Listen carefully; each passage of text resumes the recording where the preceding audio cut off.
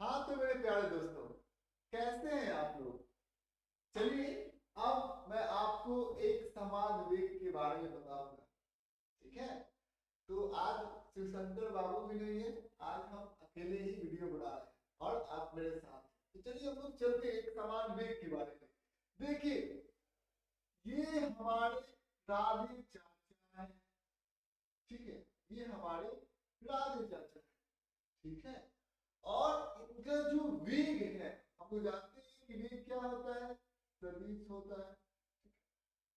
तो सदिश है तो वेग में परिमाण नहीं होगा और वेग में दिशा नहीं होगा, दोनों चीजें वेग में होगी। तो राधे चाचा का वेग का परिमाण है 10 मीटर प्रति सेकेंड। ठीक है। और उनका एक दिशा होगा। ठीक है, समझ में आया। उत्तर की तरफ 10 मीटर प्रति सेकेंड उत्तर की ओर, उत्तर की ओर।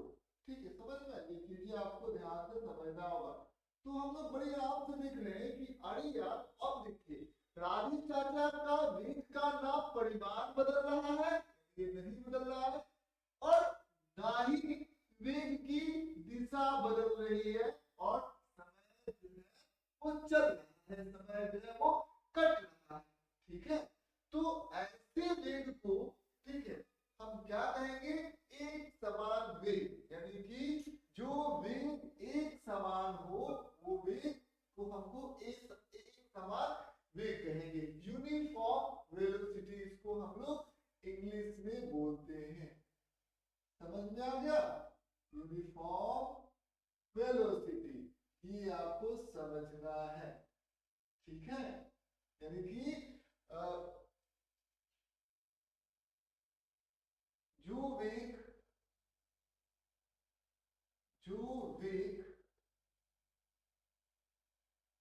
समय के साथ, समय के साथ साथ ना बदले, ना बदले। ठीक है। ऐसा वेग जो समय के साथ ना बदले, वो कैसा वेग होगा, एक समान वेग होगा। फिर अब हम लोग आगे की तरफ चलते हैं। ठीक है। अब एक समान वेग है, तो अब आएगा हमारा असमान वेग। असमान वेग ये किस बला है भाई। अब राधे चाचा हो गए। राधे चाचा क्या कर रहे हैं, अब 10 मीटर प्रति सेकंड से उनका जो रफ्तार है, मान लेते हैं कि अब ये हो जाए 10t। ठीक है, मान लेते हैं 10t हो जाए, तो अब क्या हो गया, जो परिमाण है वो 10t है। यानी कि आप देख सकते हैं कि ये परिमाण जो है वो समय पर आश्रित है। 1 सेकेंड में, फिर 2 सेकेंड में, फिर 10 सेकेंड में आप देखेंगे कि इसका परिमाण जो है वो बदल रहा है। समझ गया। तो परिमाण तो बदल ही रहा है, और साथ ही साथ या तो परिमाण बदल जाए तभी वो असमान वेग होगा, या केवल दिशा बदल जाए। जैसे यहाँ पर ध्यान दीजिएगा, यहाँ पर कोई भी वृत्तीय पाथ में चल रहा है। तो आप यहाँ पर ध्यान दीजिएगा, ये देखिए, ये देखिए, यहाँ पर ध्यान दीजिए, ये देखिए। तो क्या हो रहा है, वेग क्या कर रहा है, वेग जो है यहाँ पर मान लीजिए 10 मीटर प्रति सेकंड, लेकिन ये वेग जो है उस एक समान है कि असमान वेग है। यह एक असमान वेग है। क्यों? क्योंकि आप देख सकते हैं इसमें क्या बदल रहा है, इसमें दिशा बदल रहा है। ठीक है, समझ में। हर एक इसमें दिशा जो है वो परिवर्तित हो रहा है, ये असमान वेग होगा। ठीक है। तो या तो दिशा बदल जाए, या परिमाण बदल जाए, या दोनों बदलेंगे, तब ऐसे वेग को हम असमान वेग कहेंगे। यानी हम लोग यहाँ पर लिख सकते हैं, जो वेग जो वेग लिखेंगे क्या हम लोग, जो वेग वेग समय के साथ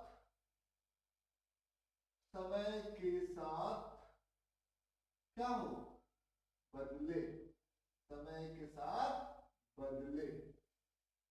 ठीक है। तो ये चीजें आपको ध्यान से समझना होगा। ये हमारा असमान वेग होगा। अब इसको हम लोग समझ रहे हैं। असमान वेग हम लोग किसे कहते हैं?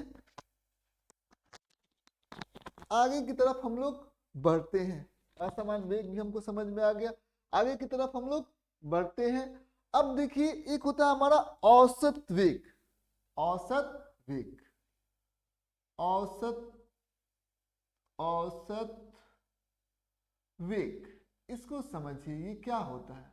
तो औसत वेग जो होता है ना, यदि मान लेते हैं कि कोई, मतलब हम लोगों को सबसे पहले देखना होगा कि कुल विस्थापन कितना हुआ। कुल विस्थापन, विस्थापन बटा कुल समय, कुल समय, ठीक है, समझिए इस बात को। कुल समय, यही क्या हो जाएगा हमारा, ये हो जाएगा औसत वेग। अब हमको समझना है कुल विस्थापन का मतलब क्या होता है। विस्थापन को तो बारे में आपको मालूम है ही। तो यहाँ पर एक ओरली क्वेश्चन हम लोग एक क्वेश्चन हम अच्छे तरीके से बनाएंगे और बाकी सारे क्वेश्चन जो है वो ओरली ही होंगे। एक क्वेश्चन आप लोग समझ जाइए। एक क्वेश्चन हम अच्छे से पहले बोर्ड पर लिखते हैं। एक वस्तु, एक वस्तु ए से बी की ओर, की ओर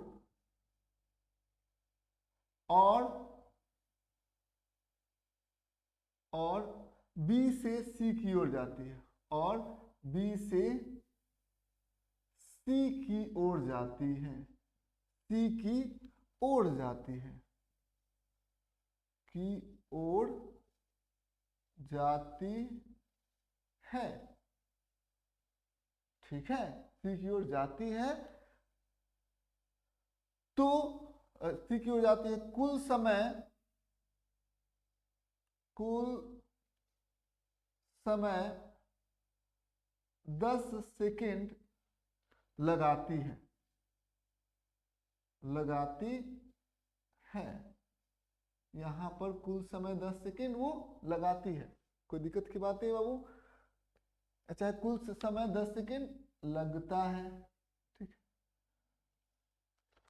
तो औसत वेग ज्ञात करें। तो थोड़ा सा अब इसमें लिख देते हैं ताकि और अच्छा हो। औसत वेग, वेग ज्ञात करें, ज्ञात करें, ठीक है। औसत वेग को हम लोग ज्ञात करते हैं, ठीक है, समझ में आया? अब औसत वेग को हम लोग ज्ञात करते हैं। देखिए ध्यान दीजिएगा, यहां से पहले वो ऐसे जा रहा है, ए से बी गया, ठीक है, ये ए बिंदु है और ये बी बिंदु है। ए से बी गया और फिर बी से सी गया, ठीक है। यहां पर चला उसने 30 मीटर, ऐसे सीधे गया, ठीक है, 30 मीटर गया। और फिर ए से बी जो गया ना, उसका एक रेडियस होगा बाबू, और वो रेडियस जो है वो हमारा 5 मीटर है। कितना रेडियस है? 5 मीटर है। तो इस पाथ पर वो चल रहा है, कोई दिक्कत की बात नहीं बाबू। तो सबसे पहले हम लोग कुल विस्थापन, कुल विस्थापन हम कैसे निकालते हैं? सबसे पहले हम लोग जो स्टार्टिंग पॉइंट होता है, प्रारंभिक बिंदु होता है, उसको हम सीधा पहले ज्वाइन कर लेते हैं ऐसे, और जो अंतिम बिंदु है दोनों को हम लोगों ने ज्वाइन कर लिया, ठीक है, समझ में? ये हो गया हमारा 5 मीटर, ठीक है, समझ में आ गया। अब दोनों को ज्वाइन कर लिया तो विस्थापन हमारा कितना आ जाएगा? विस्थापन आएगा हमारा AC। ध्यान दीजिए इस बात को, विस्थापन हो जाएगा हमारा कितना? विस्थापन हो जाएगा, वो हो जाएगा हमारा AC। और AC क्या है? AB plus BC, AB plus BC। अब यहां पर ध्यान दीजिए, AB कितना है? देखिए 5 मीटर है और AB क्या होगा? 5 मीटर है, तो AB हो गया 10 मीटर, क्योंकि AB तो 5 ही मीटर है।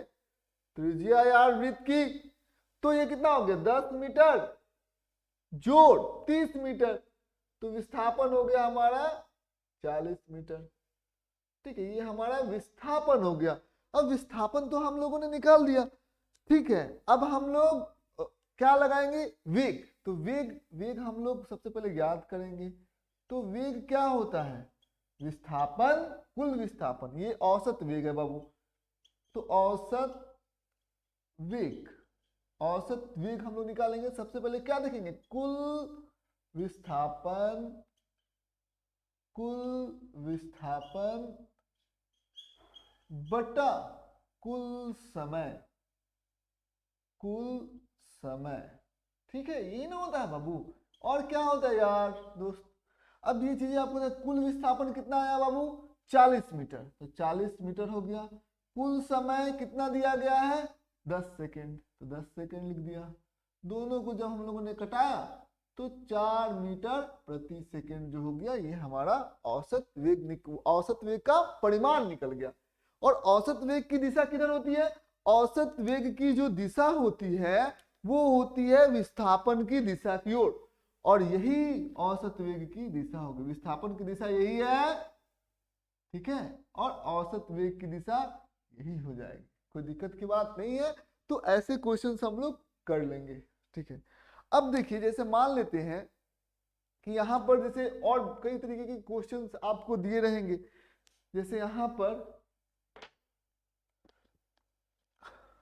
पहले इसको मिटा देते हैं।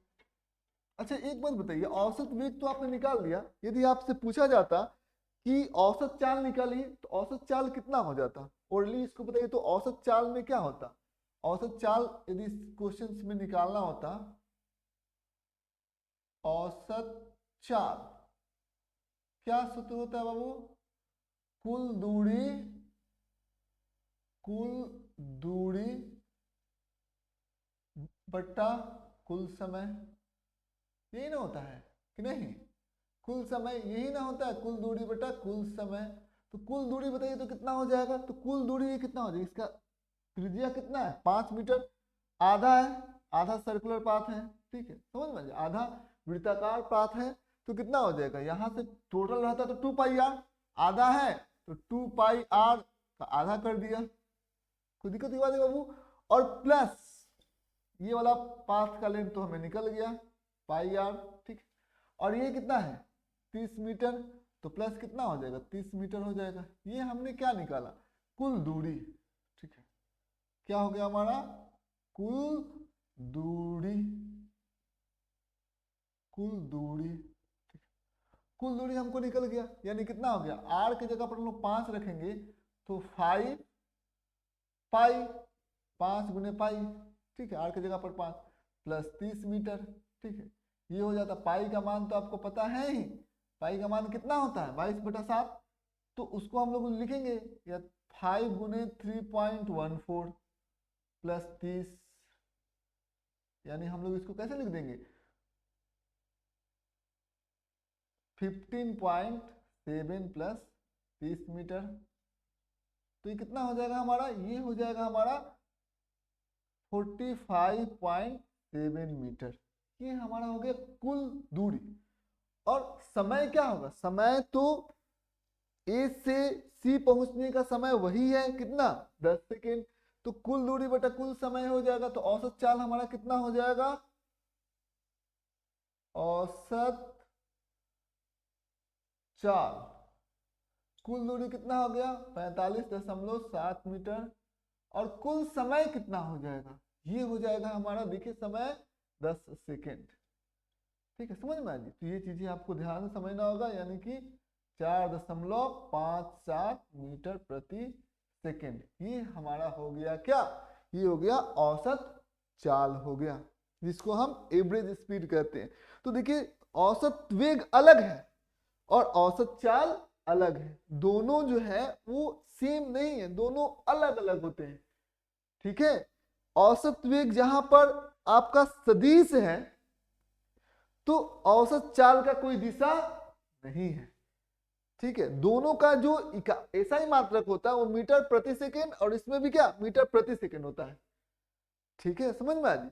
आप देखते होंगे कि औसत वेग में क्या है, कुल विस्थापन, और इस औसत चाल में कुल दूरी, समय दोनों में सेम है, कुल समय वही सेम है। तो आपको पता है कि कुल विस्थापन, विस्थापन से, विस्थापन क्या है, वो सबसे शॉर्टेस्ट दूरी, सबसे छोटी दूरी को हम लोग विस्थापन कहते हैं, 2 पॉइंट के बीच में, ठीक है। तो हम लोग ये कह सकते हैं विस्थापन से जो आपका कुल दूरी होगा, मान लेते हैं जो कुल दूरी है, कुल दूरी है वो क्या होगा, वो बड़ा होगा। किससे? कुल विस्थापन से, कुल विस्थापन से, विस्थापन से। ये कुल दूरी बड़ा होगा किससे? कुल विस्थापन से। इस बात को आप समझिए। तो कुल विस्थापन से कौन बड़ा होगा? कुल दूरी बड़ा होगा। अब ये बड़ा है और ये इसके बराबर भी हो सकता है, बराबर हो सकता है कि नहीं हो सकता है? कब कुल दूरी और कब कुल विस्थापन एक समान होगा? जब कोई भी ऑब्जेक्ट है, वस्तु जो है, एक बिल्कुल भी स्ट्रेट लाइन में जाएगा। ए से बी एकदम स्ट्रेट लाइन में गया, लौट के नहीं आएगा, सीधे जा रहा है, एक ही दिशा में जा रहा है। स्ट्रेट लाइन होना चाहिए, सरल रेखा होना चाहिए और विथआउट चेंज इन डायरेक्शन, दिशा में परिवर्तन नहीं होना चाहिए।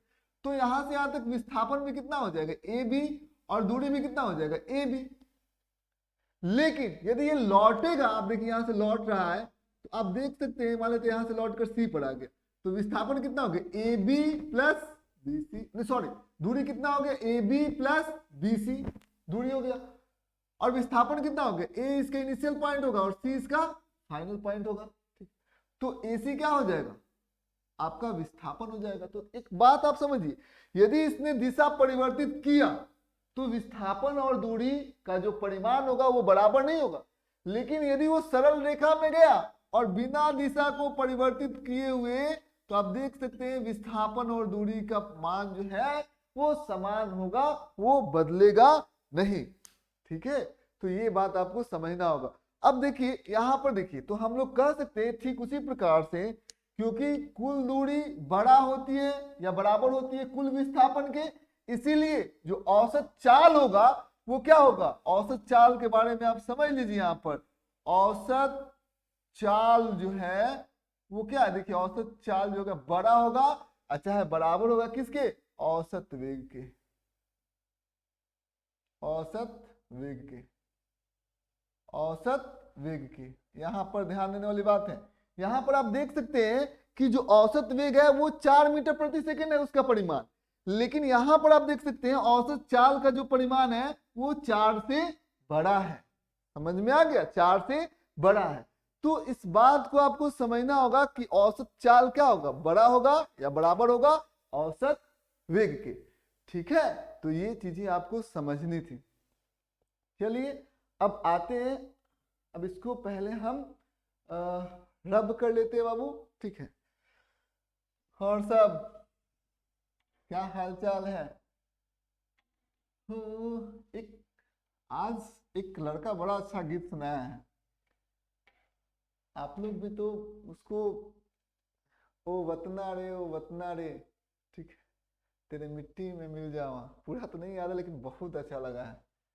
ठीक है, अच्छा देशभक्ति गीत रहा।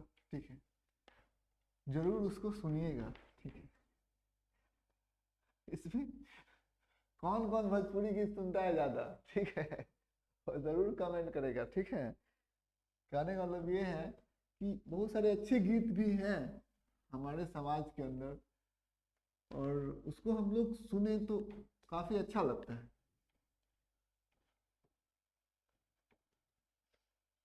अभी गीत सुनने मत जाना, अभी पढ़ाई हम लोग करते हैं। ठीक है, यहाँ पर आप लोगों का ध्यान होना चाहिए। देखिए ठंडी का मौसम चल रहा है बाबू, और ठंडी के मौसम में, ठीक है, बहुत जो है वो गड़बड़ हो जाता है सब। ठीक है, गड़बड़ होने का मतलब ये है कि वो ज्यादा सोने में विश्वास करने लगता है, सब वो बाहर निकलने से भी घबराता है। तो ऐसा आप लोगों के साथ नहीं होना चाहिए। जैसे वो एक बार रजाई के अंदर गया तो फिर जैसे कि लगता है कि कहीं खो गया, ठीक है, कोई गुफा उफा में कहीं खो गया, और फिर वो बाहर निकलना ही नहीं चाहता है। तो इस बात को आप लोगों को समझना है। ठीक है, रजाई में तो जाना ही है, लेकिन रजाई से बाहर भी निकल के आना है।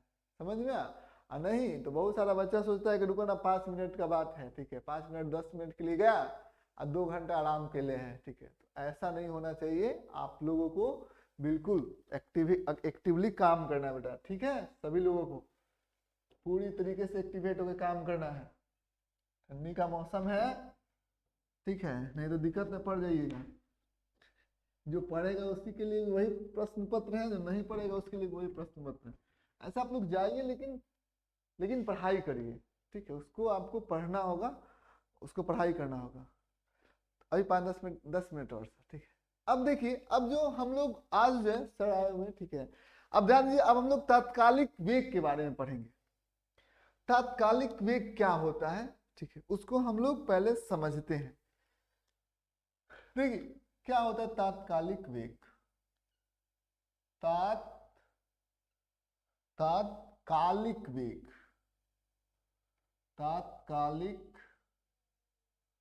तात्कालिक वेग, समझिए इस बात को। अब देखिए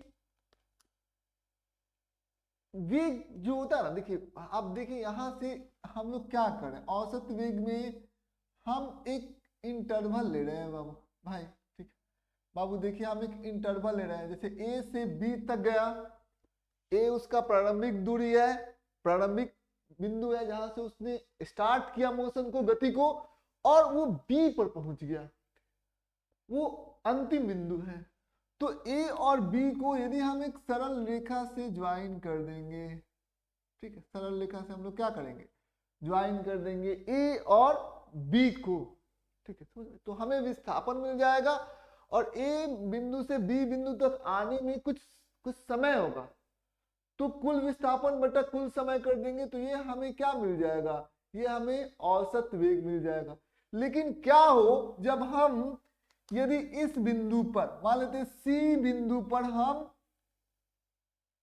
वेग को निकालना चाहते हैं, तो सी बिंदु पर हम वेग को निकालना चाहते हैं, कैसे हम सी बिंदु पर वेग निकालें, हम किसी एक बिंदु पर हमको वेग निकाल, अभी अभी का जो वेग है, जो आप देखिए जो आप गाड़ी चलाते हैं ना, गाड़ी चलाते हैं तो जो आपका स्पीडोमीटर होता है, हुई हुई जो करता है गाड़ी, ठीक है, अब आप देखते होंगे स्पीडोमीटर होता है, पहले 0 से स्टार्ट हुआ, 30 पर, 40 पर, 50 पर, 60 पर, 70 पर, कोनो कोनो 100, 110 पार कर देता है सब, ठीक है, वो उसी पर लगता है जैसे हीरोबाजी देखा नहीं, ठीक है। आप लोग कभी ऐसा नहीं करेंगे, तो वो क्या होता है, ऐसा इसलिए नहीं करेंगे कि जीवन जो है एक बार मिला हुआ है, उसको आपको मजबूती से जीना है, ठीक है, बहुत ही सक्षमता से जीना है, ठीक है। इतना जीवन को आसान मत बनाइएगा कि बाइक रेस में निकल गए, ठीक है, इतना साधारण जीवन हम लोगों का तो मिला नहीं है। तो हमें जो है अपना जीवन को इतना सस्ता यदि आप जानिएगा तो परिणाम भी सस्ता ही निकलेगा। इन लोगों का एकदम जीवन ये लोग बहुत सस्ता समझते हैं, इसीलिए बहुत तेज बाइक से चलते हैं। तो मैं ये बता रहा था जो स्पीडोमीटर होता है वो तात्कालिक गति को बताता है, लेकिन आप तात्कालिक गति के साथ साथ यदि दिशा भी उसमें जोड़ देते हैं तो वो क्या बताने लगेगा, वो बताने लगेगा हमारा तात्कालिक वेग। तो तात्कालिक वेग का मतलब क्या होता है, अभी अभी का वेग, ठीक है।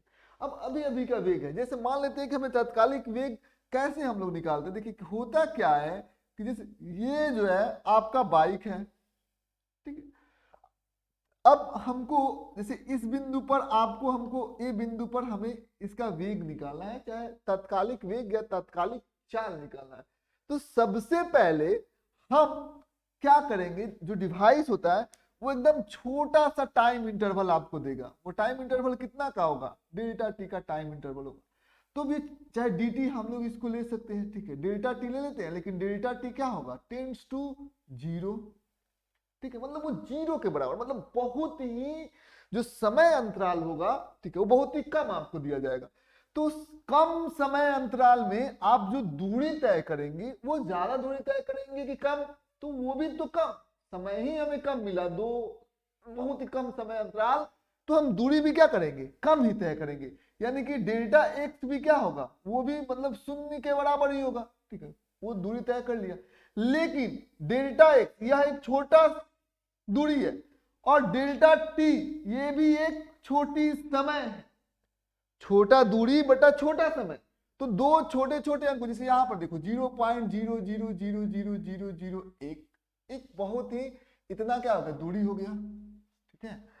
अब यहां पर यदि हम लोग इसको डिवाइड कर देंगे, भागा लगा देंगे, 0.1 2 3 4 5 6 7 8, 1 2 3 4 5 6 7, 1 2 3 4 5 6, तो अभी क्या हो जाएगा पता है, ये हो जाएगा 10 मीटर प्रति सेकंड। यही तो होता है तात्कालिक वेग में, वो भी एक प्रकार का औसत वेग ही होता है, लेकिन इसमें जो समय का अंतराल होता है वो लगभग ये शून्य की तरफ टेंड करता है। ठीक है, समझ में आ गया, शून्य की तरफ वो क्या करेगा, टेंड करेगा। तो यही चीजें होती है 10 मीटर प्रति सेकंड हो जाता है। कोई दिक्कत की बात नहीं है, 10 मीटर प्रति सेकंड हो जाएगा यहाँ पर, क्योंकि ये भी बहुत छोटा, ये भी बहुत छोटा, दो छोटे नंबर का यदि हम लोग भाग लगाएंगे तो एक मॉडरेट नंबर आ जाएगा हम लोगों को।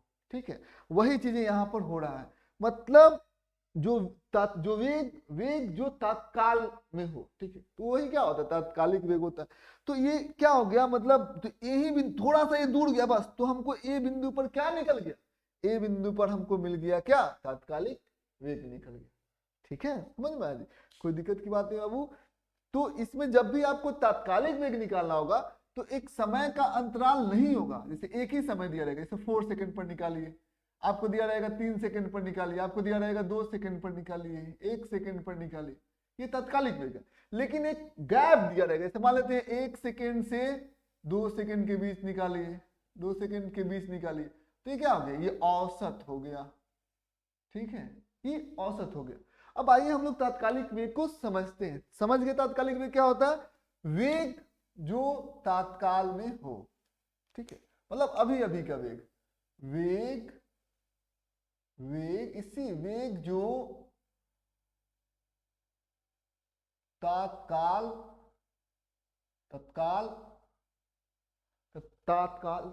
में हो, मतलब अभी जो वर्तमान में हो। ठीक है, में हो। ठीक है, समझिए इस बात को। अब देखिए हम लोग इसको कैसे निकालते हैं, इसको हम लोग जैसे मान लेते हैं कि हम लोगों ने क्या किया, कुल विस्थापन बटा कुल समय। ठीक है, यही ना हो गया, ये हमारा वेग हो गया। ठीक है, कोई दिक्कत की बात नहीं है। लेकिन हम लोग एक चीज कर रहे थे यहाँ पर, क्या कर रहे थे पता है, ये क्या कर रहे थे, हम लोग एक चीज कर रहे थे यहाँ पर, हम लोगों ने तो ऐसा लिख दिया, लेकिन एक चीज भी कर रहे थे कि delta T, limit of delta T tends to 0, मतलब डेल्टा टी क्या हो जाएगा, 0 की तरफ टेंड करेगा। तो ये वेग कैसा आ जाएगा, तात्कालिक वेग आ जाएगा। समझ में आ गया। अब यहाँ पर आपको क्वेश्चंस कैसे मिलते हैं, क्वेश्चंस आपको देखिए कैसे मिलते हैं। जैसे हमको v बराबर 3t square minus 4t plus 8, ठीक है, ये मान लेते s, ये विस्थापन दिया हुआ है, और इसको हम लोग ये डेल्टा टी जब टेंड्स टू 0 होगा तो हम छोटे छोटे अंकों को क्या लिख सकते हैं, dx, ये बहुत ही छोटा है, डेल्टा एक्स ना लिखकर हम इसको dx, और डेल्टा टी ना लिखकर हम इसको dt, छोटा टाइम है, बहुत कम समय अंतराल है, तो dx बटा dt, यानी कि विस्थापन का अवलोकन समय के साथ। ठीक है, विस्थापन बोल सकते हैं आप इसको, चाहे आप इसको पोजीशन होता है, स्थान का अवलोकन, ठीक है, समय के साथ, ये भी कह सकते हैं हम लोग। तो यहाँ पर ध्यान दीजिए dx बाई dt हमें निकालना है। तो कैसे हम dx बाई dt निकालेंगे, तो dx बाई dt कितना हो जाएगा हमारा, dx बाई dt कितना हो जाएगा, इसको देखिए, ये वेग हम लोग निकालते हैं तो क्या करेंगे, इसको पावर को इसके साथ मल्टीप्लाई करेंगे और पावर 1 कम कर दिया। यहाँ पर पावर कितना है, 1 है, पावर को इसके साथ मल्टीप्लाई किया और पावर 1 कम कर दिया, 1 है तो उसको 0 कर दिया। अब यहाँ पर 8 है तो इसका डिफरेंशिएशन क्या हो जाएगा, 0 हो जाएगा। तो कितना हो जाएगा, 6t माइनस 4, t का घात 0 मतलब क्या होता है, 1 होता है, तो 6t माइनस 4, ये क्या हो जाएगा हमारा, ये हो जाएगा हमारा वेग। अब वेग हमें कितने सेकंड पर निकालना है, वेग 1 सेकंड पर निकालिए, वेग t बराबर 2 सेकंड लेते हैं, 2 सेकंड पर क्या होगा,